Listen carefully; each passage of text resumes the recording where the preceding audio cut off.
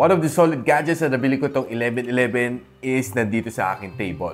Nabili ko tong UPerfect na U-Game J5 na gaming monitor. This is a portable na monitor. You can simply bring the game wherever you go. Itong monitor na ito is 4K display and 60 FPS. Pwede mo gamitin sa mga PlayStation 5 or other gaming consoles na pwede mo ikabit dito. Pwede mo gamitin ng Nintendo Switch or other gaming consoles, or even can mount to a gaming PC like this one, si Aorus 15. And together with this monitor, nabili ko rin to si Jabra Evolve 265 Flex. This is a very portable and foldable na headphones na pwede mo gamitin. You can do all of your online conferencing and even gaming dito sa headphones na ito. So tara, pag-usapan muna natin.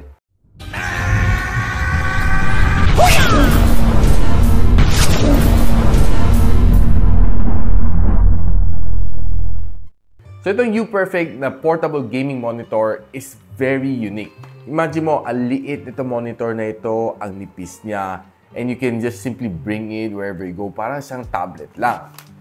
And when you unbox it, inside you have two USB Type-C to C cable. Yung isa niya is HDMI cable, which is nakakabit nun. Hindi ko na naman ipakita sa inyo. And a 30 watts na standard charging brick. On this side, you have dalawang USB Type-C port, isang HDMI port, and isang audio jack. And on the other side, meron siyang micro USB na OTG port. Meron din siya dalawang loudspeaker dito sa side, giving you that decent na sound clipping experience. Now, pag in-unbox mo ng Evolve 265 Flex, you get a pouch like this one. Very nice. And of course, a Type-C na charging cable. What really attracted me dito sa Evolve 2 na 65 Flex is, pwede mo i-fold siya, no? Ang nipis niya, ang liit niya, and you can probably bring this wherever you go. Lagay mo lang sa loob ng iyong backpack or lagay mo sa loob ng iyong sling bag, no? Madali lang siya itago. Sobrang liit lang niya. And another thing is, sobrang comfy ng kanyang ear cups dito, no? Sobrang lambot niya.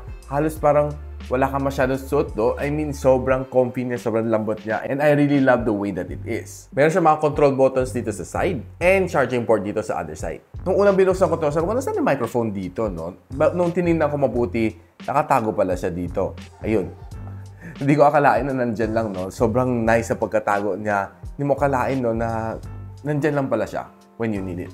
Now, yung foam na dito sa taas is sobrang lambot, and I really love the way that they designed this one, no? Kasi normally when you're using mga ganito for long hours, medyo mafe-feel mo na irita ka eh. Tinry ko naman siya gamitin for 3 straight hours, and I would say na okay, wala akong problema dito, sobrang gaan, hindi nakangawin sa neck mo, no, na medyo may mabigat kang suot. And masasabi ko, this is something sobrang sulit na nabili ko this past 11/11 na sale.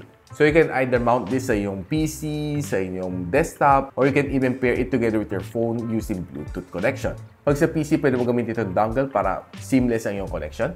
So right now, try lang natin mag-record a quick video using itong Aorus 15, no? And gagamitin natin si Jabra na 65 Flex to record its audio. What's up, guys? It's me, Richmond of GadgetSidekick, and welcome back to my channel. So, itong Jabra na Evolve 265 Flex is one of the most comfy na headphones na nagamit ko so far, no? And I'm really loving it for it being so light, so flexible, and pati yung kanyang microphone dito, no? Sobrang dali itago, halos hindi mo makita, no, kung saan mo tinago. And the way that it feels here sa aking head, I love the way it is. Kasi halos parang wala kang suot, no? And it really is comfy after 3 hours of non-stop using this one, talking to my clients, talking to my friends, or even playing some games here together with my Aorus 15 na gaming PC. I would say na sobrang okay siya. For me, it's one of the best budol na bili ko for this year.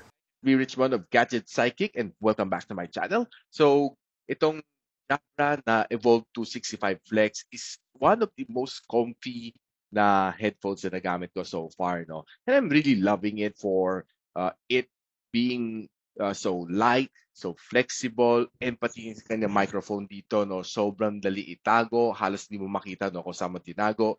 And the way that it feels here sa aking head, I love the way it is. Kasi halos parang wala kang suot, no? And it really is comfy after 3 hours of non-stop using this one, talking to my clients, talking to my friends, or even playing some games here together with my Aorus 15 na gaming PC.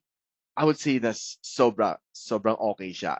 For me, it's one of the best budol na bili ko for this year. So right now guys, pinapanood na natin sarili natin, no? And I ported dito, just making it a duplicate monitor para makita mo what I'm doing here sa aking PC, no? Sa aking Aorus 15.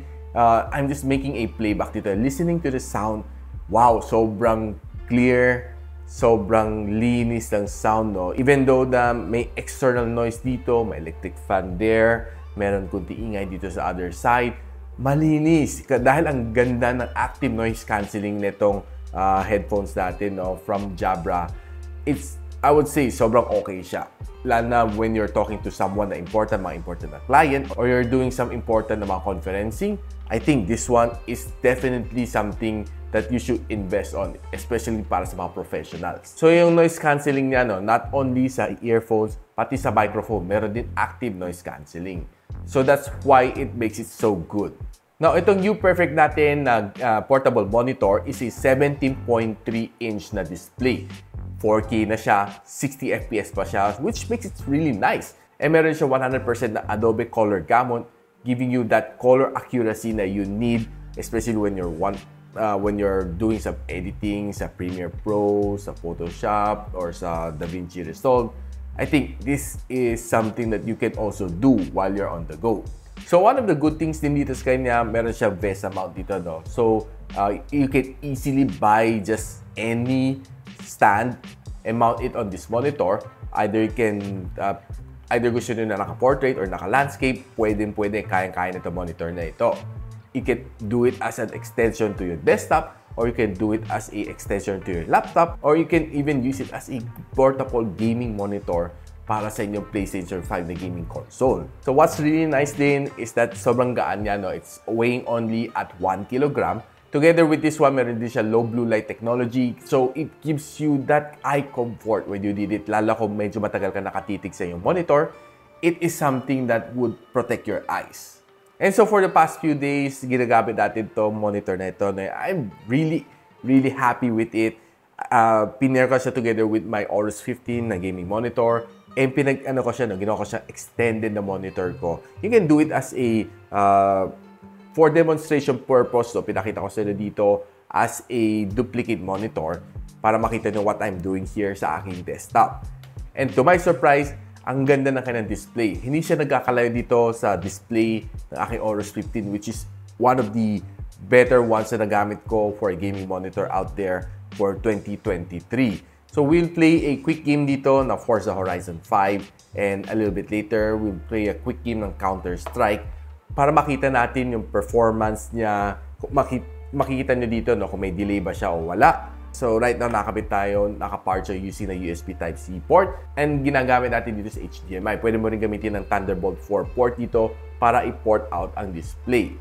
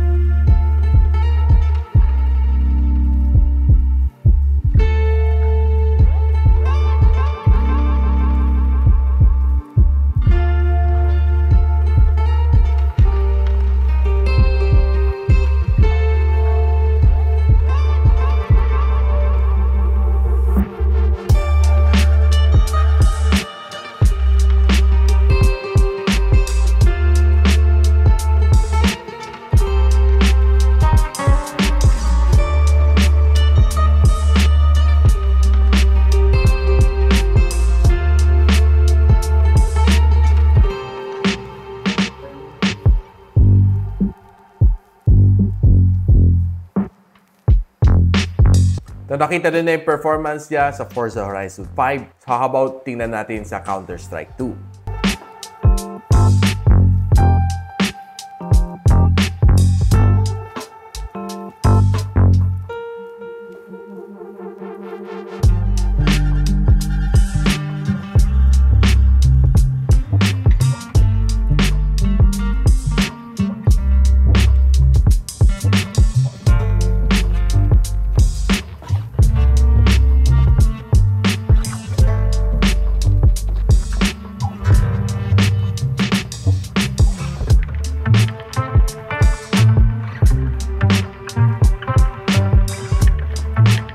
that was a quick, nice game dito sa Counter-Strike 2, no? So medyo kailangan ko pa a little bit get I just really need to have a little hang of it. But overall, the gameplay was really nice, no? And makita mo, no, nung pinort natin dito sa monitor na to, it's really, I don't know, halos same na same siya.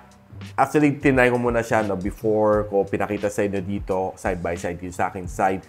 And I was even looking at this one as my main monitor while playing. And happy to say na ang ganda ng kanyang resolution dito, smooth sa aking mata. And the rest is history. Ito monitor nito is also perfect for watching videos sa Netflix, sa YouTube, like just what we're doing right now, though. And I would say the resolution is definitely nice. You can easily watch a 4K video or movie dito sa monitor na ito. Now guys, ano masasabi ko dito sa mga boodles ko, no? Perfect na perfect to for music tripping, for conferencing, or for even playing games. Si Jabra evolved to the 65 Flex. And itong monitor na ito, si UPerfect, I would say that it's definitely one of the monitor that you should have if you're a content creator or you're a gamer. This is definitely something that you should have. And ako, no, pag nag-live stream ako, I can even use this one as a portrait na monitor to let me browse through sa mga mahahabang chat sa aking comment section while I'm on live. And definitely nice boodle na nabili natin. So kung saan ko nabili itong mga device na ito, I'll be linking on the description box below. And if you like this video, don't forget to share to your friends. And of course, a sub to this channel would be fantastic. I'll see you on the next one. And so, ako para si Richmond, and you're watching Gadget Sidekick. Like and subscribe to my channel. Don't forget to hit that notification bell. For one of my latest uploads, click the dito. And for one of my popular uploads, click here.